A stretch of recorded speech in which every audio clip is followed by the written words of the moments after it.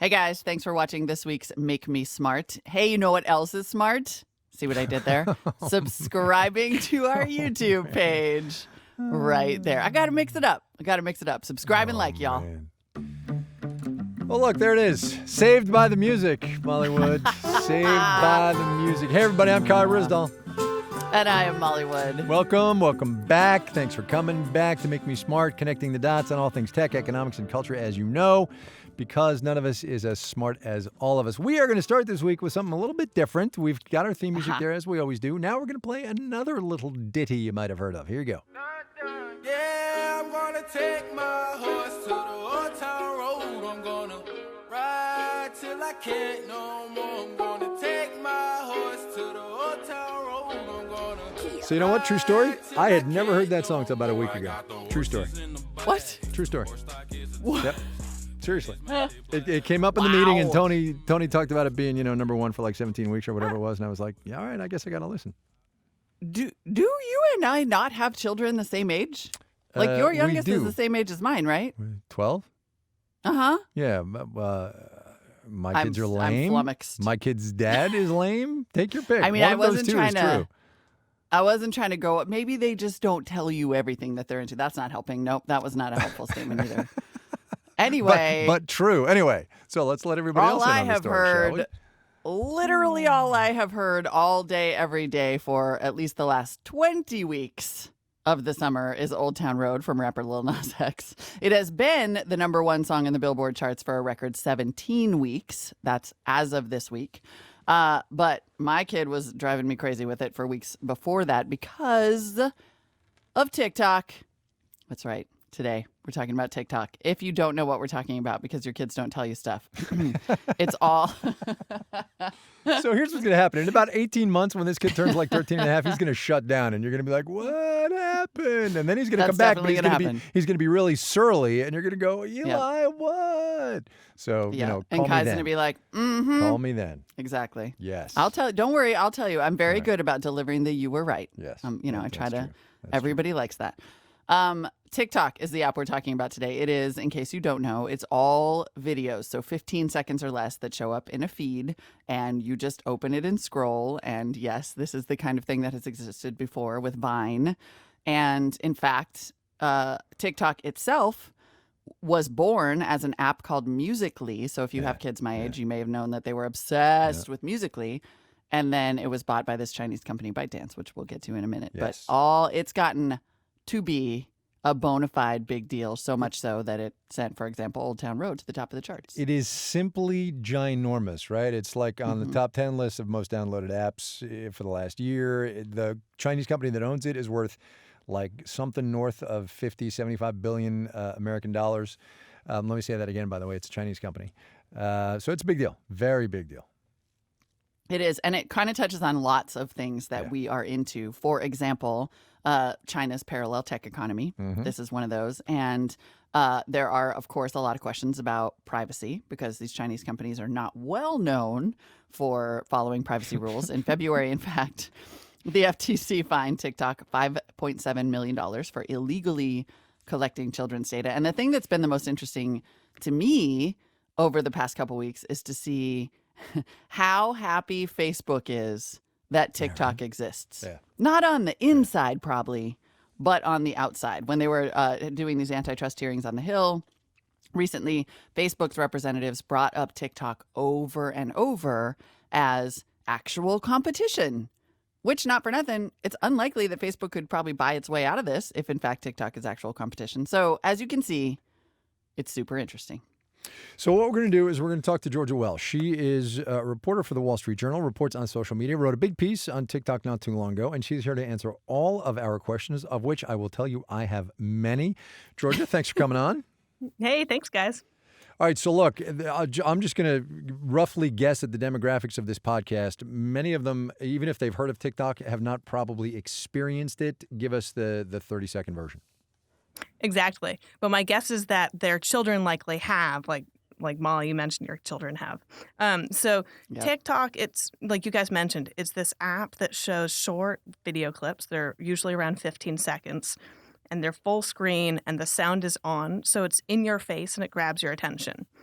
And like you guys said, that doesn't sound so unusual. But what's rare here is that it's owned by ByteDance, this Chinese startup, Right. and ByteDance is worth so much money. They've poured a ton of money into investing in high-end artificial intelligence to serve users this addictive and happy content. And it's not connected to who you know, so there's not the social pressure that you might associate with Instagram. And instead, right, so like my experience with it was I downloaded the app and I saw this funny video with, like, I think it was armadillos, but it was some like silly animals, and I liked the video. And then, like, it showed me another video of armadillos because it was like, oh, she must like armadillos. But you can see the artificial. What kind of freak are you? Well, it's cute animals, but you can see the right. artificial intelligence and the algorithm behind this is like trying to serve users more of what it expects they want to see next. And once Which, a user, as we know, has been a very successful strategy for your YouTubes, your Netflixes, your Amazon Prime. I mean, it's basically like binge it, but 15 seconds at a time. Exactly. And so you can see now, though, this is the beginning of the fueling ground for things that need, or this is like driving a breeding ground for things to go viral, such as the Lil Nas clip that you mentioned. Right. So let's explain Lil Nas, right? It was used as Lil Nas X. Lil Nas X, sorry. It was used as a soundtrack on some of these videos and caught on from there. I mean, walk us through that one, because that's a good example of how this thing explodes. For sure. So Lil Nas X, he records an early version of the song late last year, and he posted it online. And then he dedicated himself to trying to make it go viral. I think it started with Twitter, but you can see him posting on Twitter, like asking people to like it, and he's pushing these memes for months. He posted on Reddit also, where he, I think the purpose of that was to create a place where people searching the lyrics would be able to find what song it was. But then the big moment happens when this guy with a ton of a guy with a ton of followers on TikTok posts it to TikTok, and he does this like funny dance where he's wearing cowboy clothing. And pretty soon, every teen in America is posting videos wearing cowboy clothing. I mean, wow. Well, and we should say this is the Musical.ly roots of TikTok in a way, because Musical.ly at some point, people were saying, oh, this is the music industry's secret weapon. And TikTok has done a great job of sort of saying, here's the original sound, but take it and remix. So it's all about, right, this idea of like lip syncing. Lip syncing is what Musical.ly did, but this is like remix all your videos with these songs. And I can tell you from the 12-year-old perspective, like now there's a whole new set of TikTok songs that are the thing to do. But so here's what I wonder about TikTok as a competitor and a big social media hit. Twitter shut down Vine. Yeah. And Facebook let this thing go to China. Like, was this a huge missed opportunity? Did these companies not see TikTok coming at all? They didn't see it coming, but also they're coming at social media from a different point. Both Twitter and Facebook and also Facebook's Instagram are coming from the basis of who you're following and who you know on these sites is like the ground truth for the type of content that you want to look at. And so TikTok comes at this with a new perspective of like, screw everybody you know, let's give you content just based on what you're watching already. And so you're right, like Twitter never got Vine to work for them, but TikTok was freed from those ideas of you want to watch the stuff that your friends are making. Well, that leads me to the question of how they make money. Right. Like the idea of the social graph and who you're following and the curation is to, in some ways, build a data profile that you can advertise against, right? Does TikTok exactly do that? They have targeted ads that pop up when people open the app and also throughout your feed. And so I don't know exactly how their targeting works, but typically in these types of scenarios, the companies will have something of a profile that they build for each unique user and then show them ads kind of based on the type of behavior that user has shown. And so TikTok, they're still ramping up their advertising. Like earlier this year, they were pitching kind of advertisers in New York on here's why you should like buy ads. And a lot of their pitch was we're the fastest growing platform for Gen Zers. And so that, I mean, I get why American advertisers would want to tap into that.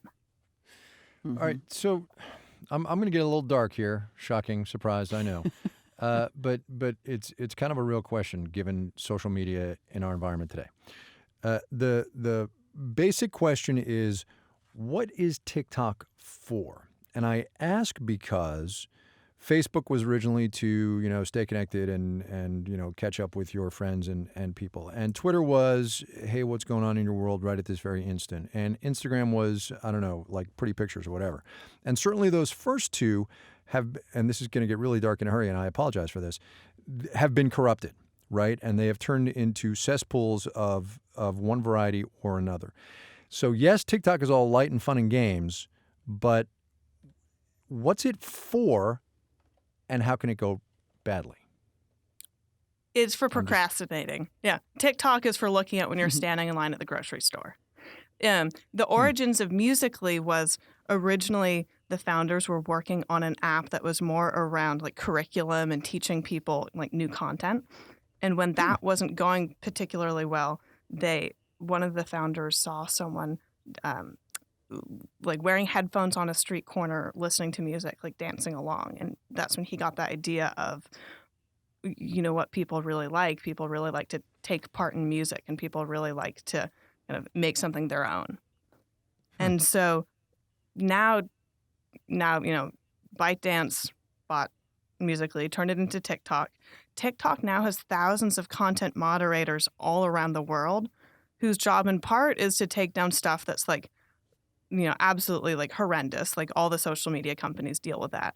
But I've been told that also part of the purpose of these content moderators is to attempt to keep the content more lighthearted, more fun. They're attempting to serve to you stuff that fits more in categories of like cotton candy rather than some of the darker content you might encounter all over the internet. But that said, like in terms of like, it's hard for me to predict the future, but the types of bad stuff that already have surfaced on TikTok, parents have gotten very angry about content that hypersexualizes like teens or younger kids, and also content that promotes suicide or like self-harm.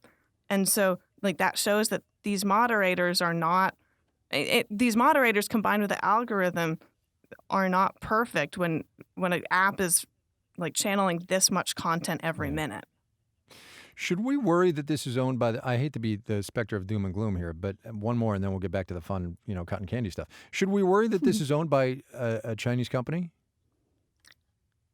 I think it's too soon to tell. I mean, I think the way I'd want to answer that is for people whose children are using it, there are some things they should be aware of and things they should keep in mind. And so, like you guys touched on earlier, China has very different regulations and social norms around personal expression and privacy.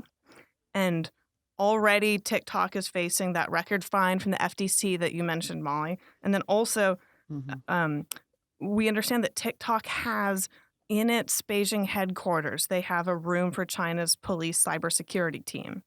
And that's not unusual for companies in China, but it is unusual for Americans to be using a company or using an app that's owned by a company that has like a room in place to adhere to those Chinese rules or regulations. I think like I've spoken with thousands of Americans or probably, many thousands of Americans who use social media over the past couple of years. And I think my guess is they would feel very differently if it turned out that an American social media app they used had a similar room in this country. Yeah. Also, one thing to note, we talked to our China correspondent Jennifer Pack about ByteDance a few months back. And one thing that she said was that TikTok, the product is completely different in China than it is in the U.S. Like the product that United States consumers see with all the sexualizing and, who knows what else memes are eventually going to pop up because the problem with social media is humans. None of that shows up in the Chinese market, which I think would also be an interesting wrinkle for people.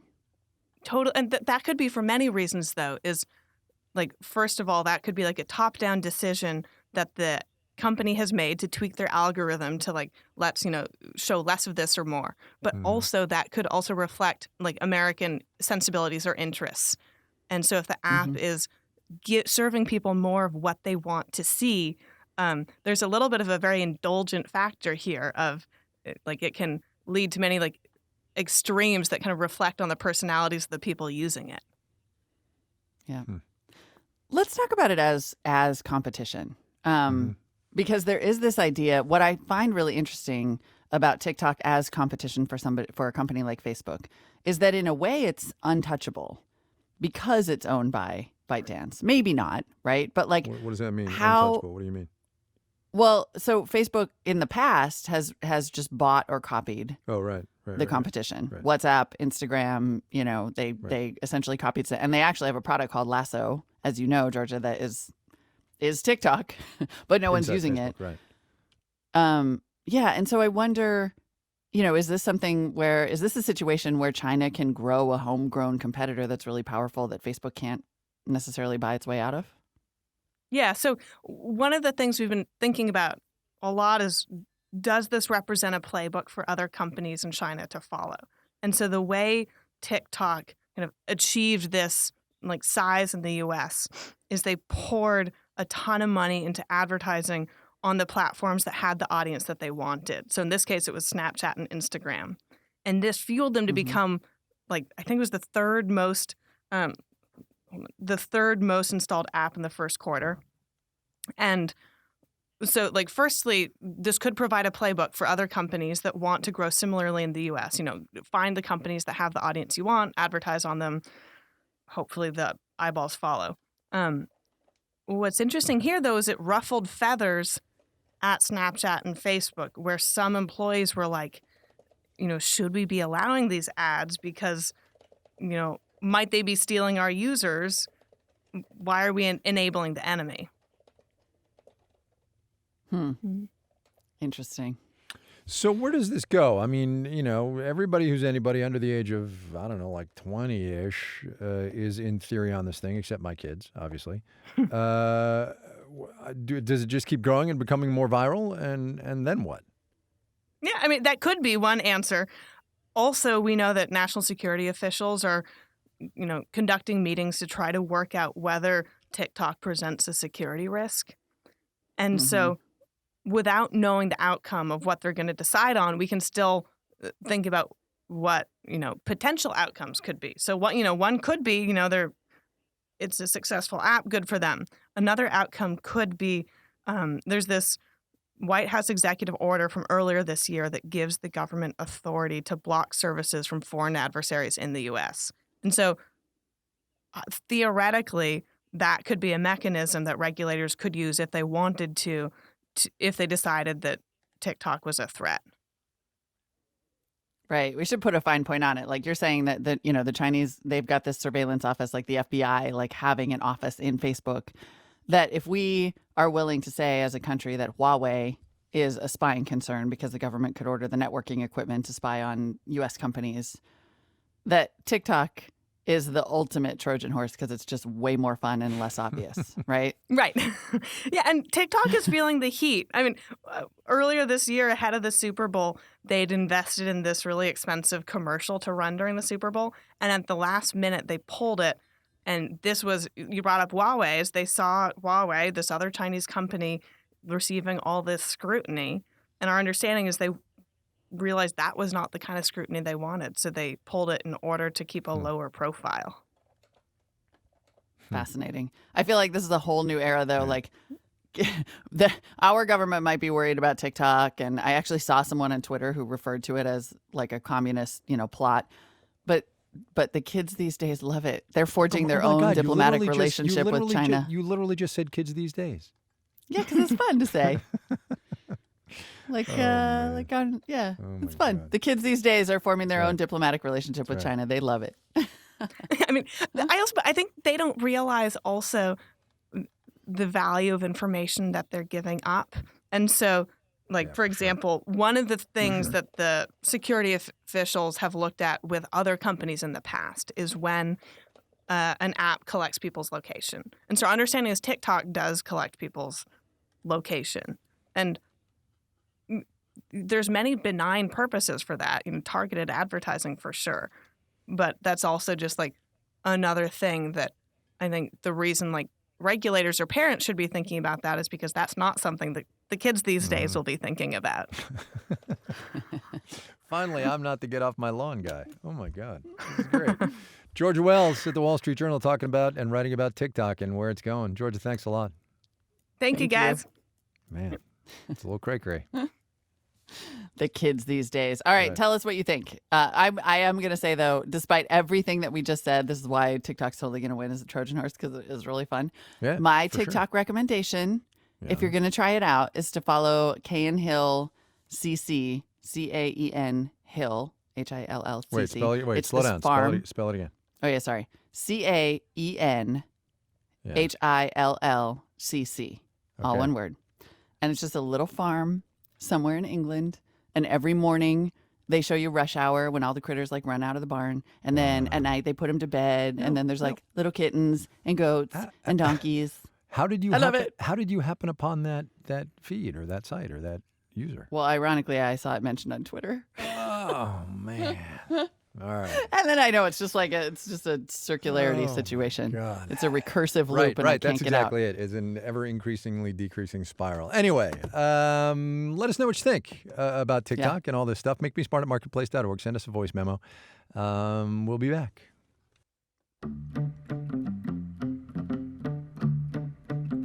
Wow, we're back. Oh, look, Molly Wood has her items in the appropriate spot in the rundown.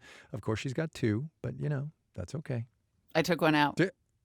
Oh, you did? Oh, my goodness, you did. I did. Okay. Not only did I pre-place them, I edited myself. Well edited done. myself. Well done. I'm feeling really proud of All myself right, today. you're listed first here, so you go first. All right. Speaking of Facebook, Yes, as we and were. the ongoing scrutiny, which we haven't really covered very much, of the Libre proposal, the Libre digital currency that Facebook has proposed. Now, so there has been some somewhat negative reaction to the idea of Facebook creating its own money. Maybe, yes. Oh, there were man. concerns. Yeah. Like when the Fed starts bringing it up and is basically like, wait, what? This is I did a little like back of the napkin math, and I was like, look, if Facebook launches this thing and pushes it really hard and gives people incentives to use it on its Facebook products, that even if it's only marginally successful, like the biggest, Facebook's big mediocre launch was its own stories, right? Not the ones on Instagram, but the one on Facebook. Right. And that mediocre launch had 300 million users within, 8 months. Network effects, right? It's Yeah, huge. sure. So with even half-hearted uptake on the associated Facebook products, Libre could be bigger than the dollar. Easily. Sorry, I'm just laughing Easily. because that's ridiculous. Mark Zuckerberg, Yes. as ruler of the world. I have my Ruler of the money. world. I have my network.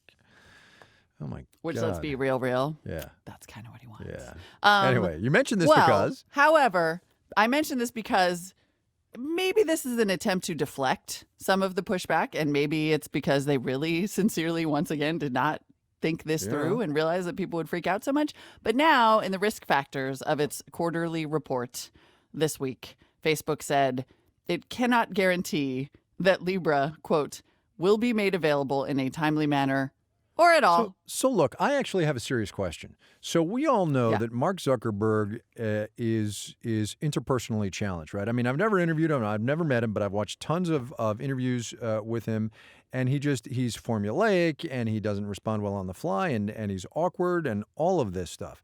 That said, his number two is what Sheryl Sandberg is widely recognized to be spectacular, right? I mean, certainly they've made some. Well, that's kind of where I'm going. They've made some mistakes while she's been, helping run that company. The question is, Zuckerberg you can kind of excuse because he's, internally focused, I suppose, on the company and what he wants to do. But there are people in that company who should know better than to try something like this and have it come off half-baked. No? I don't know. Sometimes I wonder, okay, this is a complete conspiracy, but I wonder if it's one of those things where Mark Zuckerberg really, really wanted this, right? We could totally do Libre. It would make perfect sense. And the people internally were like, sure. Why don't you go ahead and write up a white paper and put it out there? Let's see what people have to say about that. Yeah. Oh, did they not like it at all? Yeah. Did literally everybody go like, nope.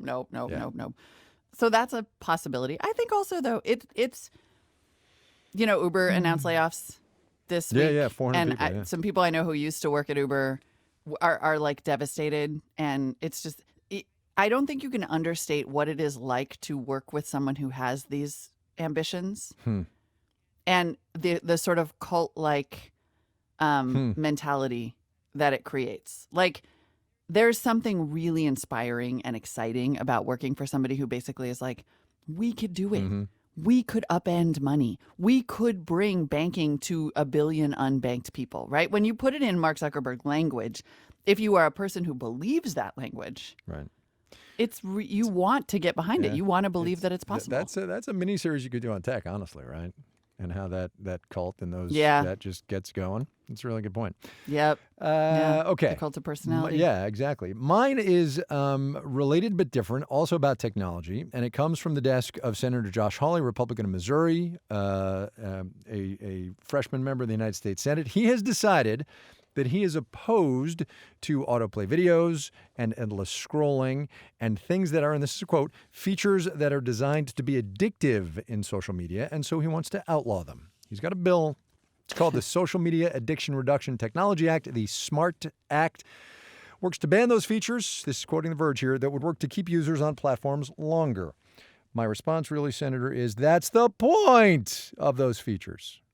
That's it. That's all I got. This is, right? I mean, come on. I mean, look, we've had this conversation before. You remember when we talked about that switch in iOS that would turn everything to grayscale instead of color? And I said, no, man, I like my color. And you were like, yes, that's the point. It's supposed to be that way. It is the point. Right.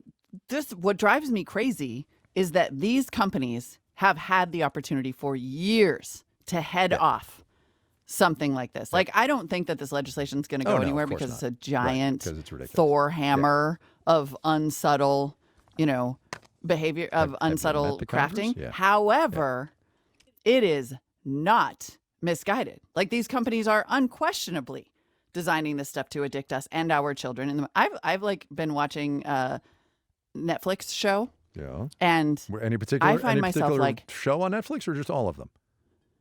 Oh no, I've been watching. I actually had not watched a Netflix show in ages. No, I've been watching. What's it called? BoJack Horseman. I just couldn't think of the name for a second. Okay. All right. Anyway, go ahead. That was not a dodge. BoJack Horseman. Yes.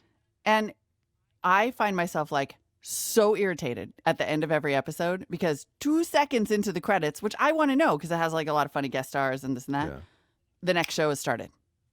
It's just started. Yeah. It's like, just keep on watching. Yeah.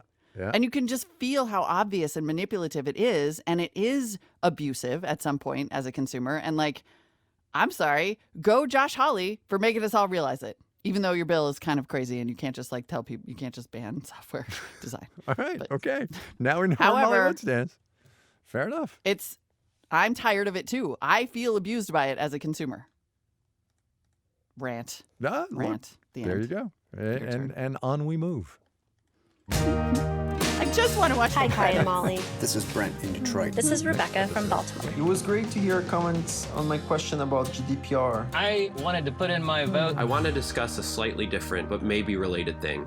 All right, so we're going to go kind of all over the place here in the mailbag or listener segment or whatever you would like to call it. And we're going to start with this thing that you brought up last week about ambient computing, the idea that we're not going to have phones or tablets or laptops in, X amount of years, but it's just going to sort of be all around us, and we will just always be connected because all of our devices will be smart. So Jeff Robinson from Loveland, Colorado, had a theory about how this might play out. Here you go. Kai, I saw on your Twitter feed that Saucony says you need a fresh pair of running shoes because they checked Strava and the sensors in your current pair indicate you've run 463 miles. Also, your ground contact time has changed. Is that knee feeling okay? You're nearly out of Advil, but there's a Walgreens 1.4 miles away. Here's a 2-for-1 coupon and another for free delivery. Seriously, is that what it's about? So, Jeff, first of all, props for the writing. That was awesome. Second of all, Ms. Wood, I don't know. Is that what it's all about? Probably. Yeah. I mean, if advertising stays the business model of all of these services, then some of this will happen. And we will really have to confront. We did a really interesting story about what it's going to mean when these devices that you're not expecting to engage you in commerce start to engage you in commerce. The platonic ideal of ambient computing is that it's just there and it's offering you help when you need it and it's offering to help you accomplish things in life. And there is an argument that at some point one of those things might be Advil because your knee hurts because you ran 463 miles. That's just yesterday. Which is like a lot. That's right. But that maybe it won't do it in an addictive way. It'll do it in a helpful way. But yeah, is commerce going to be part of this? Of because course it will. Commerce is 80% of our GDP. Right. For sure. Of course it will. Of course it will. You bet. Last week, just in time, actually, to bring up personal information compromises due to that Capital One hack that we're all just finding out about today as we record this. Last week, we got into the Equifax settlement being announced, and the company agreed to pay the FTC $575 to $700 million. Some of that money got doled out in payments to those affected by the breach if they claim it. And we were wondering if some of that money was going to go directly to users. Listener Stephanie Strait from Las Vegas sent us this voice memo about it.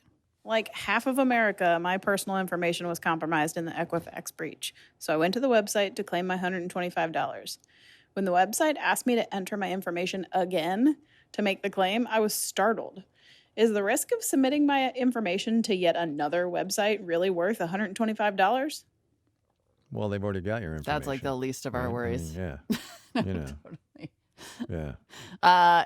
It is. I definitely saw some people ranting on Twitter, though, that's sort of about like, really? I've already been hacked. I've likely had my identity stolen. I have yet to even feel the consequences. And now you're going to make me do the work to go and proactively claim the $125. Yep. This was like a meme itself on Friday with everybody sending it.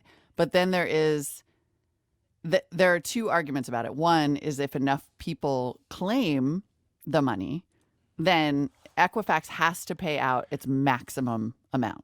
And so you kind of do get to stick it to them. But the other side of the argument is that the more people claim the money, the amount actually goes down. The amount per person goes down. It's not a guaranteed $125. The payout is capped at $425 million, right? So if everybody on the planet who's eligible files, I think everybody gets like 21 cents or something. So it's a little bit self-defeating. It's just like every class action ever. Exactly. Like a lawyer's made a whole bunch of money and you got 33 Oh, cents. come on. I was just stating a fact. That is a bogus playing of the Dark Place sting. I reject that. Moving on. I'm with Slade on this one too. You still have a civic duty to claim that money because you have a civic duty to make them pay as much as possible for not protecting even though your the data. per capita payment goes down. Okay. All right. Fine. Fair Or the FTC maybe had a freaking civil duty to impose some data security requirements, but whatever. Just mad today. Okay. All right. Next. So we talked a little bit about CBD last week and THC and cannabidiol and all of that stuff. And that got Mike McAnich sending us this voice memo, complete with a little bit of audio production values, shall we say. I listen to several podcasts, and sometimes it's hard to fit them all in. So in order to accomplish this, I've taken to speeding up my playback just a hair. I mention this because when I was listening to last week's episode and they started talking about cannabis, CBD, and THC, I thought, whoa, you know what? I got to take this the other way. And this is what I heard. CBD. We did our whole episode on cannabinoids. Cannabinoids. And CBD is supposed to... Oh, my God. Oh, my God. That was pretty good. Somebody get that man a job. Oh, my God. That was really good. Wow. Really good. That's upsetting. I mean, I sound legitimately high. Legit stoned. You bet. Whoa. Wow. Wow. Because he so effectively made me sound legitimately stoned, Mike went on to suggest apparently that we do a Make Me Smart episode about deep fakes. Yeah. Which is not a terrible idea, right? We should. We totally should. Because it is crazy. Oh, my God. That was great. Also, that was not me. She was not high. She was not high. No. Although we did our whole episode on cannabinoids, I could see how you could. Yeah. Okay, moving on. Time for the Make Yes, Me Smart go. answer. The question, of course, is what is something you thought you knew that you later found out you were wrong about? I didn't know I sound like such a stoner. Listener Megan Denny lives in Vancouver. She used to work in a 9-to-5 job, and now she's living the dream as a freelance writer. And here's her answer. Back when I worked a corporate gig, I thought my brain was able to do things equally well throughout the day. Now I've learned that's completely wrong. There are certain times of day my brain wants to do certain tasks. Mornings are the best time for me to write and edit. Mid-afternoon, that part of my brain shuts down. It's like a 404 error. The brain cells you're looking for are not found. So I schedule all my non-creative tasks for mid-afternoon. And by 4 or 4:30, that creative part of my brain comes back online. Now I understand that it's just the way my brain works at certain times of day, and I try to plan accordingly. That's totally interesting. So I've got the same thing going on. I do not, however, plan accordingly. As regular listeners to this podcast will not be surprised to hear. I just kind of wing it. But that's totally interesting that she's like figured it out. What I think is interesting about that, especially in the context of sort of how work is changing, is that probably everyone has some version. yeah, Everyone totally. does. I mean, we know that there's like a, biological dip around 3 o'clock or whatever. But nobody, like you can't plan. You cannot plan accordingly. Right. It's just your schedule. Right. And so we Show goes make on the this air when like the show 9 to goes on the 5 air. rule. Yeah. And the 9 to 5 rule is, that you Wow. work during these hours regardless of how you work. It's kind of like start time for schools. Oh, yeah. And how like kids should not be, they lose like an average of, 17 IQ points because they start school too early. Yeah. It's really interesting. So amazingly, well, never Also- mind. That's a whole different thing. Not to be self-serving here, but I read this article. There was a piece a couple of years ago that came out that basically said that like if you're over 40, that doing more than 3 days a week can damage your ability to think. Wow. Just saying, just throwing that out there Wow. Are you 40 yet? to the Are you bosses. 40 yet? I mean, no, but someday I will be. Anywho, the Make Me Smart question Thanks, Kai. is, well, look, that's a legit question that I don't know. You could be, 32. You could I be am. 47. I don't know. That's right. Exactly. There you go. A perennial. Yes. I'm a perennial. What is something, I'm trying to save myself here. What is something you thought you knew but then found out you were wrong about? That is, of course, the Make Me Smart question. It's none of my business how old Molly is. Let me just say that on the record. Make Me Smart at 44. marketplace.org. Also, newsletter, Make Me Smart newsletter. This one it. gives you a second dose of Make Me Smart stuff later in the week. Subscribe at marketplace.org/newsletters. I said it that way because that's what the cue was for the music starting. I know. I did a whole like physical cue move. Like I was like, here it comes. I moved to like to catch it like football. Make Me Smart is produced by Shara Morris. Senior producer is Eve Tro. Tony Wagner is our digital producer. And thanks to our video producers, Ben Heathcote and Summer I don't Dunsmore even for think making Ben's us here look today. so I think good. Summer did the whole thing today. Oh. Is Ben here? Ben's not Making here. Kai is he? look so good. Summer's great. No Summer, joke. you're the You know what we best. should have done? We should have gone out on Old Town Road. That's what we should have done. I'm just saying. Oh, it's not too now late. that I know we the can fix song, it in we post. can go all over the place. Drew Jostad engineered today. Theme music composed by Ben Talladay and Daniel Ramirez. The executive director of On Demand is Satar Nieves. The senior vice president and general manager is Deborah Clark. I don't know if she's ever heard Old Town Road. What about Star? Star, I probably. wonder. We'll find We out. will. Hey, Deb, are you listening? Have you heard I think it? she's on vacation. I don't think she's. Oh, yeah, right. Yeah. Good point. All Good right. point. There we go.